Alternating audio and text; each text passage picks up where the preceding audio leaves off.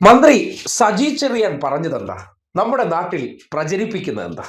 കഴിഞ്ഞ ദിവസം കാസർഗോഡ് മുനിസിപ്പാലിറ്റിയുമായി ബന്ധപ്പെട്ട് മന്ത്രി പറഞ്ഞു, അവിടെ വിജയിച്ചവരുടെ പേരുകൾ നിങ്ങൾ ശ്രദ്ധിക്കൂ എന്നുള്ള കാര്യം.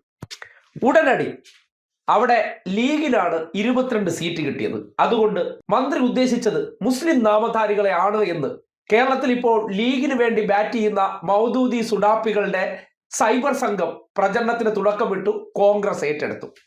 ഇനി എന്താണ് സജി ചെറിയാൻ പറഞ്ഞത് എന്ന് നിങ്ങൾക്ക് ഒന്ന് കേൾക്കണ്ടേ? അദ്ദേഹം അതിൽ കൂടുതൽ ക്ലാരിറ്റി വരുത്തി മറുപടി പറഞ്ഞിട്ടുണ്ട്. കേട്ടെ. കാസർഗോഡ് മുനിസിപ്പാലിറ്റിയിൽ അവിടുത്തെ ആളുകളുടെ പേര് നോക്കണം എന്ന് പറഞ്ഞാൽ ഏതൊരു പ്രത്യേക മതവിഭാഗത്തിന്റെ പേര് നോക്കാനല്ലേ ഞാൻ പറഞ്ഞത്. നിങ്ങൾ നോക്കൂ, അവിടെ 39 സീറ്റുണ്ട്. മതേതരത്വം പറഞ്ഞ ഞങ്ങളുടെ പാർട്ടിക്ക് കിട്ടിയത് ഒരു സീറ്റാണ്, CPM. ഞങ്ങളുടെ സ്വതന്ത്രനായിട്ട് ഒരാൾ ജയിച്ചു. കോൺഗ്രസ് മതേതരത്വം പറയുന്ന പാർട്ടി കിട്ടിയ 2 സീറ്റാണ്. അവിടെ വർഗീയത പറഞ്ഞ BJPക്ക് ഹിന്ദു ഭൂരിപക്ഷ മേഖലയിൽ 12 സീറ്റ് ജയിച്ചു. അപ്പോൾ ഏത് മതവിഭാഗത്തിന്റെ വോട്ടാണ് അവർക്ക് കിട്ടിയത്?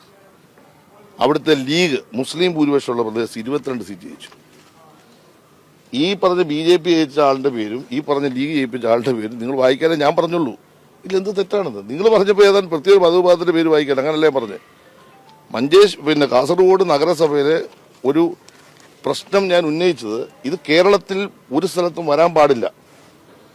ഈ അപകടം കേരളത്തിൽ വരാൻ ഭാവിയിൽ സാധ്യതയുണ്ട്. കാരണം വർഗീയമായ ചെയ്തിരിവ് വന്നു കഴിഞ്ഞാൽ ആളുകൾ വർഗീയമായി ചിന്തിക്കുമ്പോൾ അവരിൽ തീവ്രവാദപരമായ അല്ലെങ്കിൽ ജാതി രാഷ്ട്രീയം പ്രത്യേകിച്ച് എടുത്തു പറയുന്ന ആളുകൾക്ക് കൂടുതൽ സഹായകരമായ നിലപാട് വരുന്നു.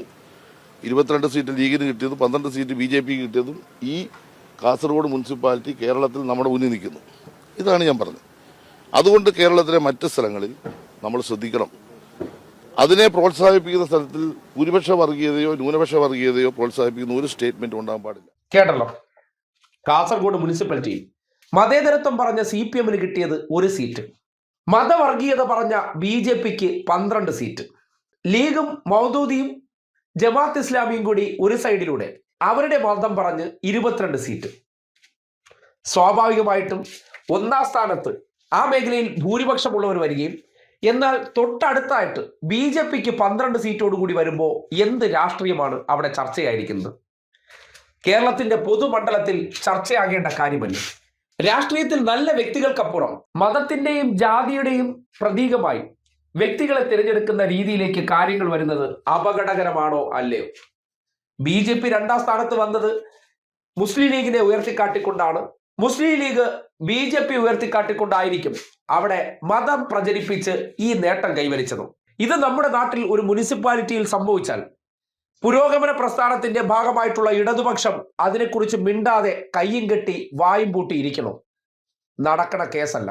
22 സീറ്റോടുകൂടി മുസ്ലിം ലീഗ് 1ാം സ്ഥാനത്തും 12 സീറ്റോടി BJP വന്നിട്ടുണ്ടെങ്കിൽ 2 വർഗീയ പോരാട്ടങ്ങളാണ് അവിടെ നടന്നതെന്ന് നിസ്സംശയം പറയാം. അവിടെ ചർച്ചയായത് രാഷ്ട്രീയമല്ല, ആർക്കാണ് മേൽക്കോയ്മ എന്ന് മതം തീരുമാനിച്ച ഒരു തെരഞ്ഞെടുപ്പ്. അത് കേരളത്തിന്റെ മണ്ണിൽ അപകടം തന്നെയാണ്. ആ അപകടകരമായ അവസ്ഥയെക്കുറിച്ച് വേദികളിൽ സംസാരിക്കേണ്ട ഉത്തരവാദിത്വം ഇടതുപക്ഷ നേതാക്കന്മാർക്കുണ്ട്, മന്ത്രിമാർക്കുണ്ട്. അവർ ആ ഉത്തരവാദിത്വം ഇനി എത്ര വിമർശനമുണ്ടായാലും ഉയർത്തിക്കാട്ടേണ്ടത് കേരളത്തിന്റെ നാളുകളിലെ മതേതരത്വത്തിന് അത്യന്താപേക്ഷിതമാണ്. ഇത് ചെയ്യാതെ ഒളിച്ചു കടത്തുന്ന ഈ മതരാഷ്ട്രീയം, ആ മതരാഷ്ട്രീയത്തിന്റെ ഭാഗമായിട്ട് അവനവന്റെ ആൾക്കാരെ വിജയിപ്പിക്കാൻ വേണ്ടി പരസ്പരം അങ്ങോട്ടും ഇങ്ങോട്ടും ചൂണ്ടിക്കാട്ടി സംഘപരിവാറുകാരും സുഡാപ്പികളും മൗദൂദികളും പ്രയത്നിക്കുമ്പോൾ അതിനെക്കുറിച്ച് നിശബ്ദമായി ഇരിക്കാൻ ഈ നാട്ടിൽ ആവശ്യപ്പെട്ടാൽ നടക്കുന്ന കാര്യമാണോ? മതേതരത്വം പറഞ്ഞവരെ തോൽപ്പിച്ചതിന് ശേഷം മതം പറഞ്ഞവരെ വിജയിപ്പിക്കുന്ന രീതിയിലേക്ക് ജനങ്ങളെ പരിവർത്തനം നടത്തുന്നുണ്ടെങ്കിൽ, മാറ്റിയെടുക്കുന്നുണ്ടെങ്കിൽ അതുണ്ടാക്കാൻ പോകുന്നത് വരും കാലത്ത് വലിയ തോതിലുള്ള അപകടം തന്നെയാണ്. ആ അപകടത്തിന് ഒരു മുന്നറിയിപ്പ് കൊടുത്തു. അതിൽ പേര് വെച്ച് നോക്കാൻ പറഞ്ഞത് ഒരു വിഭാഗത്തിൻ്റെതാക്കി മാറ്റിയ ന്യൂനപക്ഷ തന്ത്രം നോക്കണേ. അതിന്റെ പേരിൽ CPMന്റെ നേതാക്കന്മാരെ ഒരിക്കൽ കൂടി RSS ചാപ്പ കുത്തിയിട്ട് ഈ പ്രവൃത്തിയെ മറയ്ക്കാനാണ് ശ്രമിക്കുന്നത്. കേരളത്തിന്റെ പൊതു മനസാക്ഷി മനസ്സിലാക്കേണ്ടത് രാഷ്ട്രീയത്തിലേക്ക് കൂടി അപകടകരമായ രീതിയിൽ മുസ്ലിം ലീഗ് അവരുടെ ആധിപത്യം ഉറപ്പിക്കാനും ഒപ്പം തന്നെ സംഘപരിവാർ അവരുടെ ആധിപത്യം ഉറപ്പിക്കാൻ വേണ്ടി മതവും ജാതിയും പറഞ്ഞ് ജനങ്ങളെ ഭിന്നിപ്പിക്കുമ്പോൾ കോൺഗ്രസ് ലീഗിലൂടെ തങ്ങൾക്ക് ആനുകൂല്യം കിട്ടുമെന്ന് കരുതിക്കൊണ്ട് നിശബ്ദത പാലിക്കുന്നുണ്ടെങ്കിൽ ഇടതുപക്ഷത്തിന് അതിന് കഴിയത്തില്ല. ഇത്തരം പ്രവണതകളെ സമൂഹത്തിന്റെ മുന്നിൽ തുറന്നു കാട്ടി വിമർശിക്കേണ്ടത് അവരുടെ ഉത്തരവാദിത്വം തന്നെയാണ്. അതിന്റെ പേരിൽ സംഘി ചാപ്പ കുത്താനാണ് തീരുമാനമെങ്കിൽ അതിനെ കൃത്യമായി പ്രതിരോധിക്കാൻ ഇടതുപക്ഷത്തിന് അറിയാമെന്ന് മാത്രമേ അത്തരം പ്രചരണക്കാരോട് പറയാനുള്ളൂ.